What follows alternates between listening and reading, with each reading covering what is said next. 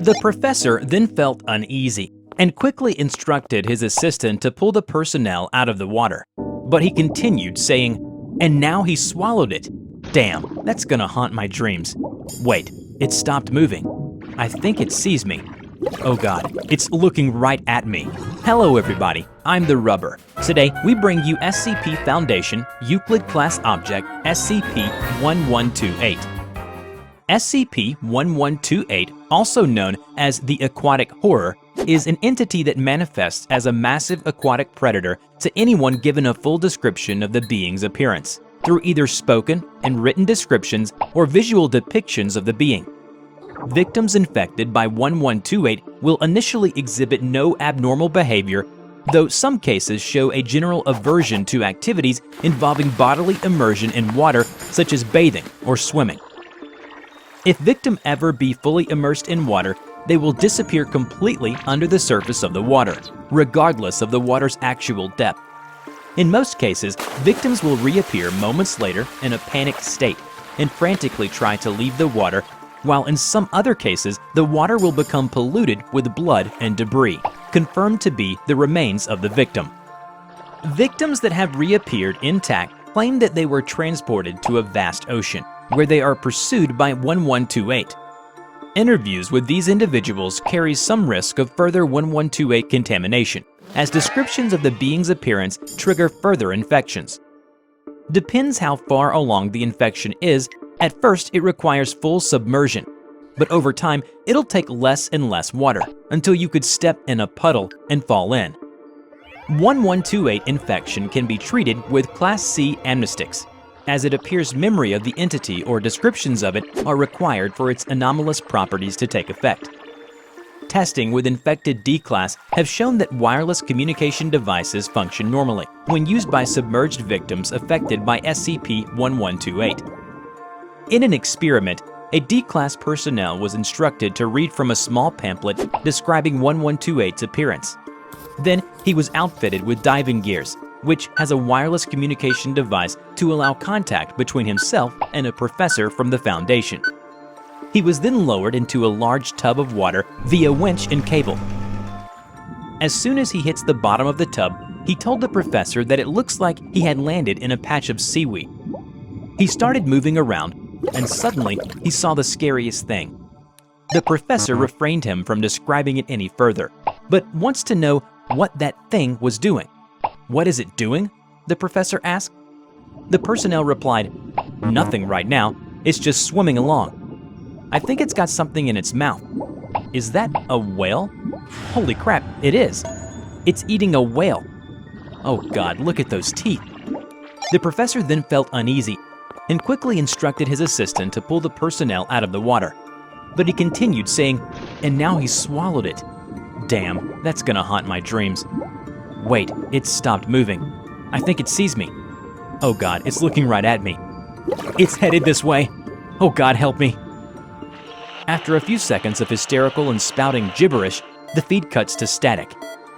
The winch was retracting at full speed when the cable went taut, wresting the winch from its mounting.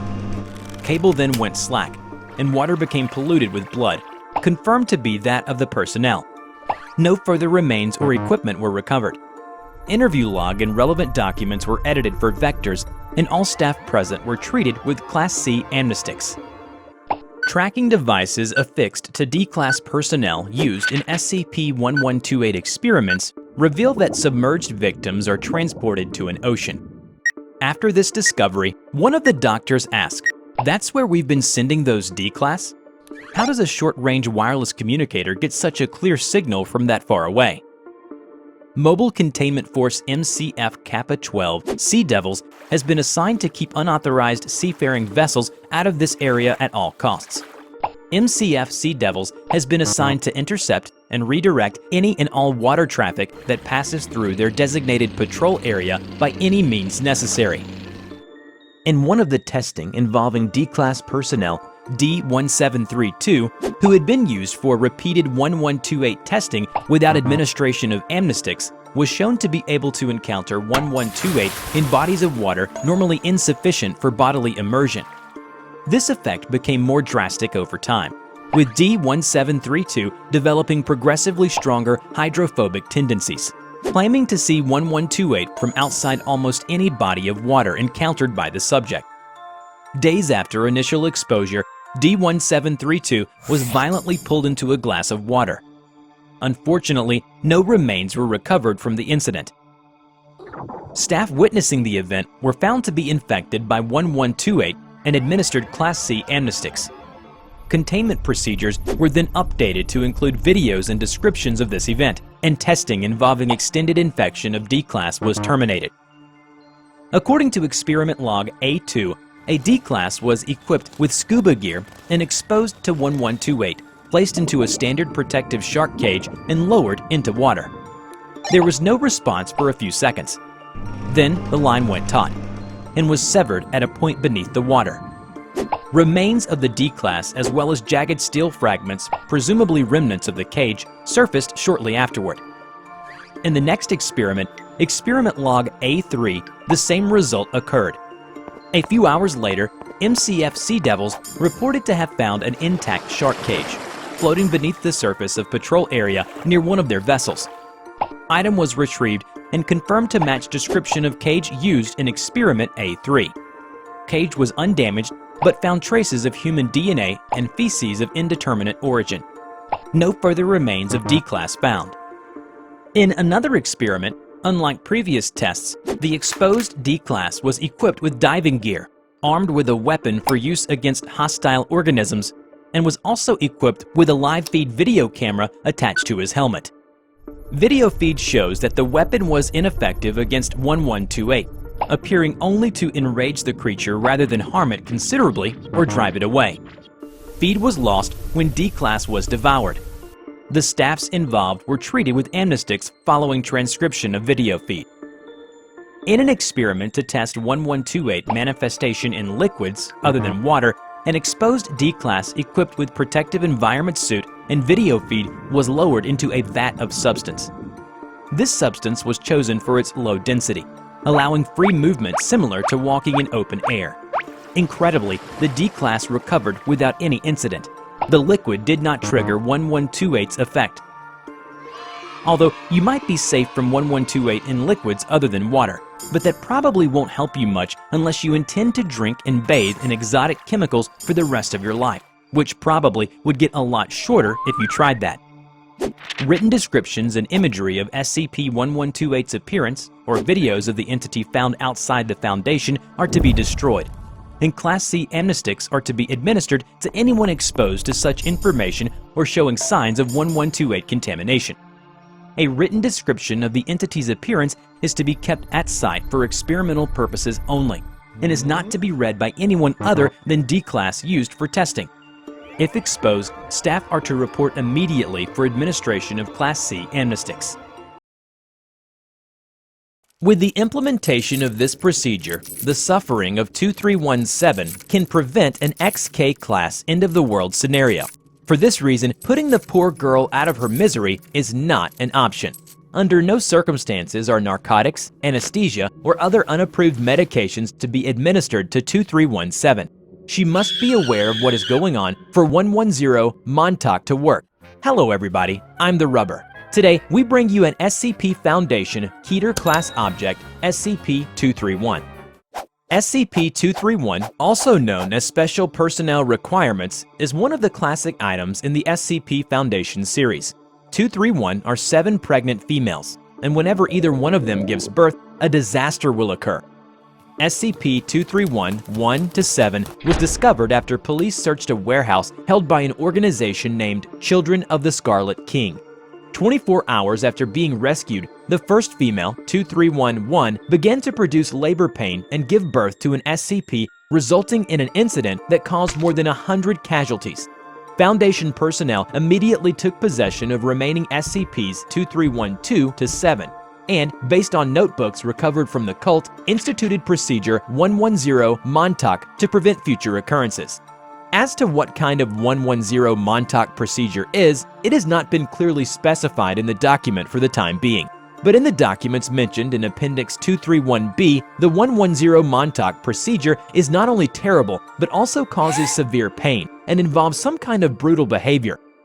All personnel assigned to 2317 must rotate out for 1 month of psychological counseling after 2 months on site. And all personnel assigned to SCP-231 will be transported to 231's containment blindfolded from Site 19 by a route including no fewer than 7 different forms of transportation, including but not limited to aircraft, automobile, underground tunnel, and others. Removal of the blindfold during the transport process is grounds for immediate termination.